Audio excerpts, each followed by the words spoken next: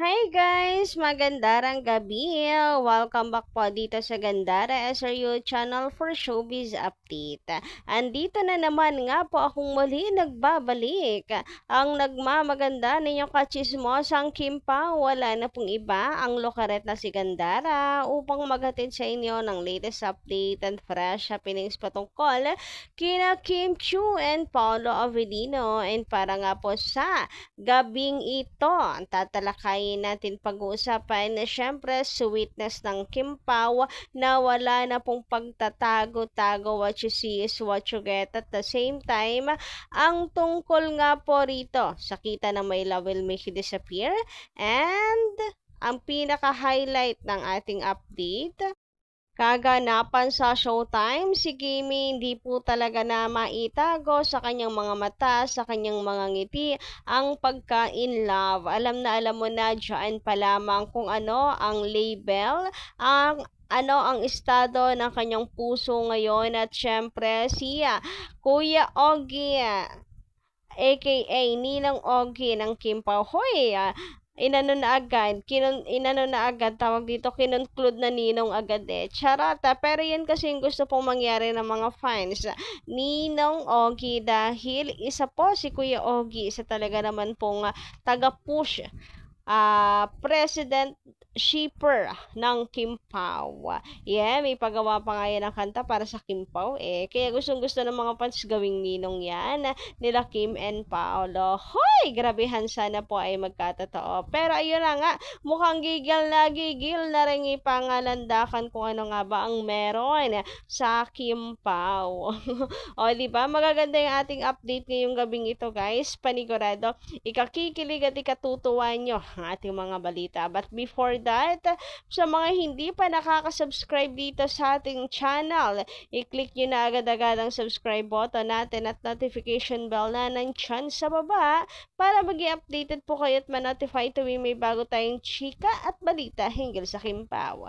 Basta mga balita na may kinalaman po kina Kim Chiu and Paolo Avellino, sagot na natin yan. And unahin nga natin ngayon ang galawan nila Kim and Paolo na wala na pong pagtatago. Talagang hinaharap na ang publiko. Ang sweetness nila ay wala na pong pinipiling lugar. Kagaya na lamang po ng sharing sa kanilang iniinom, yung sa straw, abay talagang kitang-kita. Doon din humigop si Paolo Avellino sharing the salivas na nga yan. And alam nyo ba, ang dami pa rin na hindi nakaka-move on dito dahil itinuturing nga po ito ng mga Kim Pao fans na isang malaki at matibay na ebidensya ng relasyon ng Kim Pao. Kasi never ako mag-share yung straw ko sa friend ko lang. 'Di ba? Tapos towel nila iisa lang din. 'Di ba? 'Di ba? So eto nga, mula kay Madam Mila Carillo, ang napili natin basahin tonight. Sabi niya dito, ganyan talaga pagpalangga mo ang isang boyfriend. Wala na silang kung ano-ano na nakikita ng mga tao, basta masaya sila. Kim Pao, ayos na yon sa amin ang mga ayuda. Thank you sa Kim Pao. Good support lang kaming mga fans. Solid. Kim Pao, God bless, pray always, love fans. So ayun na. Kapag talaga naman pong palangga mo, ay wala ng arte-arte. Sharing na yan, subuan na yan, sharing ng baso, straw, towel, gano'n naman talaga pag in love ka, pag palangga mo. At the same time, wala na rin pake sa sasabihin ng ibang tao. Pero na lang sa pagiging conservative vote kasi sila. Pero yung sweetness, I mean, like pag-alalay, kita mo kung paano alagaan ni Paolo si Kim, they don't care kung may ibang taong nakapaligid sa kanilang dalawa.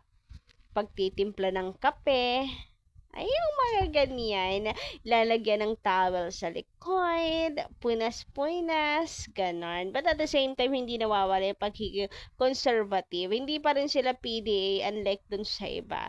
Pero sa kanila pong the way paano nila alagaan ng isa't isa, abay, Ay, mag-jowa coded.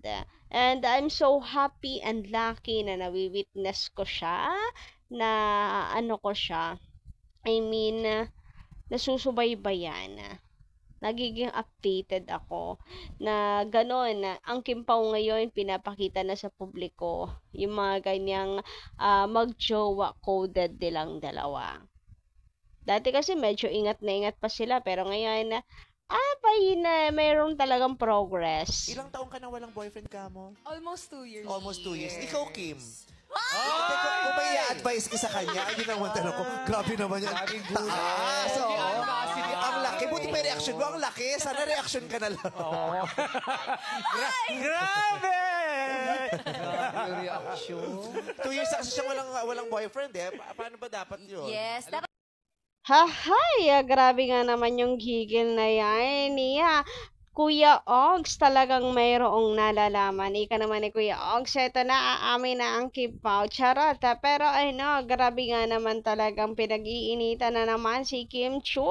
Ayan na naman si Vice Ganda, nagbibigay na naman ng pahiwatig patungkol sa Kimpaw. Diba? Napakalinaw doon. May alam talaga sila. Ilang taon ka na daw, Kim? May jowa. Charot. Pero hindi. Tanong ni Vice is ilang taon daw wala ng boyfriend yung girl.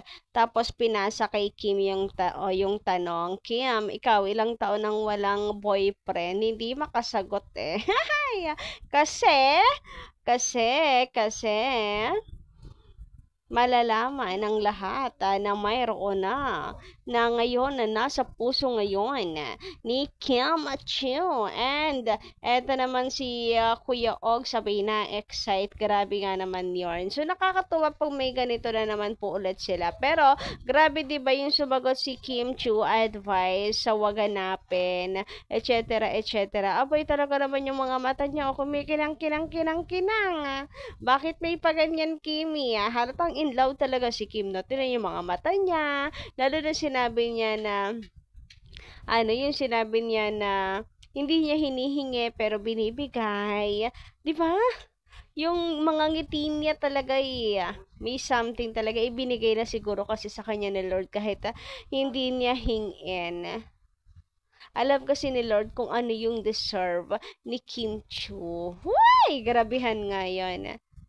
Samantala, sabi naman dito ni Madam Lourdes, Madam Lourdes Crescencio, magandarang gabi, shout out. Maging respectful dapat si Pao kapag wala si Kim. Diyan mo makikita ang karapatan ng isang lalaki kung mahal niya si Kim. Iingatan na hindi masira or masaktan si Kim. I love Kim but ayaw kong paasahin lamang siya. Grabe naman, umalik lang sa mga kandidata which is tamang ginagawa lang naman sa mga ganyang event. Abay, agad? Ang sama agad ang tingin kay Paolo Avellino. Well, hindi ko kayo masisisi kasi kayo po yung nagmamahala. Pero sinasabi ko po sa inyo, konting preno din po. Kasi baka po tayo ay nabubulagan na. Anyway, sabi pa dito, di ba nga, love is blind. Karapatan na sila. Wag puro kilig lang ang panonoorin natin sa Kimpaw. Si Kim lang ayaw kong masaktan. Hindi naman na puro kilig lang. Mga tampuhan nga nila pinag-uusapan natin, di ba? Eto pa, si Kim very genuine pero kahit may pabiro si Kim kagabi, nakakahiya sa family ni Kim. Masakit yan para sa kapatid nila. They know naman guys na they are in a show business. Kumbaga parang hindi na ito bago sa kanila. Routine na nila yun eh. But nandoon yung security. Alam mo yun, no matter what happen, anumang palabas sa show business, ay secure si Kim Chu. Secure ang family ni Kim kay Pao, mga ganoong bagay. Secure yan. Ganun talaga sa show business, ganyan ang laro sa show business. Pero iba kapag may paninicure. Gets nyo ba? And I'm sure, secure na secure si Kim kay Pao. Ganon, at vice versa. Gets nyo ba yung ibig kong sabihin na siguro may tampuhan pero hindi ganun kababaw si Kim Chiu to the point na aawayin niya ng bonggang-bongga si Paolo Avellino. Magtatampo pero hindi siya mababaw para hindi siya maintindihan. At the end of the day, sila po ay nasa isang circle lang. So, sino pa ba makakaintindi kay Pao kundi si Kim lang din naman. Anyway, dagdag pa nga po niya dito. Dapat kapag in a relationship na, pwede kumanta na lang. Pwede niya halikan lahat kahit sa pisngi pa kung wala silang relasyon ni Kim. Pero nananaig kay Pao ang kahinaan sa babae. May pahabol pang tingin sa number 6. No bashing lang.